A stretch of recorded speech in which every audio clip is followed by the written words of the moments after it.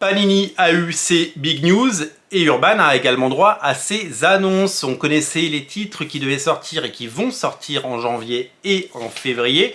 Nous allons maintenant parler des titres prévus pour le mois de mars puisque Urban Comics a commencé à communiquer sur les premières sorties. Alors on n'a pas encore les couvertures, on n'a pas encore tout ça, mais on a déjà des très bonnes choses qui devraient arriver et il va une nouvelle fois devoir faire certains choix parce que eh bien c'est alléchant tout ça et on ne pourra pas aller au bout. Alors, dans le rayon Urban, vous savez c'est le label qui propose des grands albums, ils enlèvent le mot comics et ils ont réussi à faire des succès comme Nice House on the Lake ou Layla Starr, des gros succès.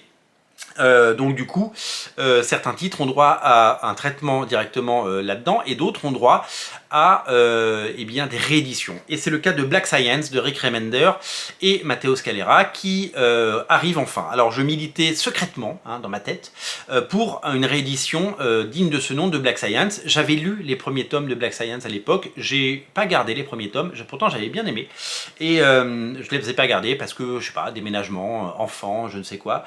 Et donc du coup, je les ai plus. Et plutôt que me les reprendre, parce que j'ai très envie de les relire, j'adore Rick Remender, et bien du coup, je me suis dit que j'attendrais la réédition chez Urban et j'espérais secrètement que ça arrive et ça y est, j'ai été exaucé. J'ai fait comme ça, comme le professeur Xavier et chez Urban, ils ont entendu ce que je disais et ça c'est quand même fort parce que c'est pas facile. Donc du coup, Black Science, tome 1 arrive en intégrale chez Urban, grand format et moi je serai là en mars pour le lire et le découvrir parce que j'ai très envie de relire cette série, de me replonger dedans, tout comme je pense que Law sera également réédité dans ce format et je prendrai également Law. J'avais lu le premier tome il y a quelques années et je rêve de le relire et de le redécouvrir parce que, une nouvelle fois, j'adore ce que fait Rick Remender. Donc ça c'est pour le label Urban. Pour le label Blast, qui est le nouveau label qui remplace les autres labels Kids, etc. qu'il y a eu chez Urban, une création de Brian Michael Bendis et Arojo, le dessinateur qui avait bossé d'ailleurs avec Rick Remender. Ça s'appelle Phenomena, donc pour le moment c'est un peu intriguant puisque je connais pas trop cette série, mais comme j'aime bien Bendis, eh bien j'ai hâte de découvrir ça. Alors c'est un label destiné à la jeunesse, Blast, et on verra si évidemment ça arrive à toucher son public, on verra si cette nouvelle mouture de ce qu'a pu faire avant Urban eh bien, touchera un public beaucoup plus large. Dans le tout venant, vous savez, depuis janvier, février, ils vont faire ce qu'on appelle les Dawn of DC, c'est-à-dire c'est les séries genre Superman, mais regroupées dans des gros pavés à 30 balles ou 24 € pour certains, avec plein d'épisodes, donc beaucoup de contenu, donc ils jouent la carte du gros contenu, c'est un peu les Marvel Monsters de l'époque, donc il y aura des Dawn of DC sur Superman notamment, et en mars il y en aura un sur Green Lantern et Green Arrow pardon, et Black Canary, avec les 6 premiers numéros de la dernière série en date de Green Arrow, donc de Dawn of DC et Black Canary.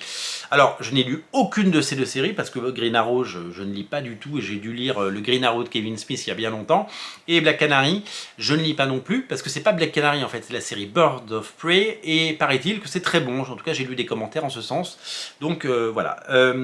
Au rayon des Chronicles, et bien après le succès de Flash 92, et bien il y aura Flash 93 avec je crois du Mark Waid, donc vous allez pouvoir vous régaler avec du Flash Chronicles, donc la série continue. Et au niveau de Batman, une première annonce avec la sortie du premier tome de Batman et Robin, le Batman et Robin, la nouvelle série de Joshua Williamson. Alors je vous montre la couverture qui est une wraparound qui fait le tour, et je vous montre les pages parce qu'elles sont dessinées par Simone Di Meo, la nouvelle star et la belle prise de DC Comics. Vous le savez, Simone Di Meo, il a travaillé avec Halloween sur We Only Find Them When They're Dead. Ça a eu un petit succès d'estime aux États-Unis.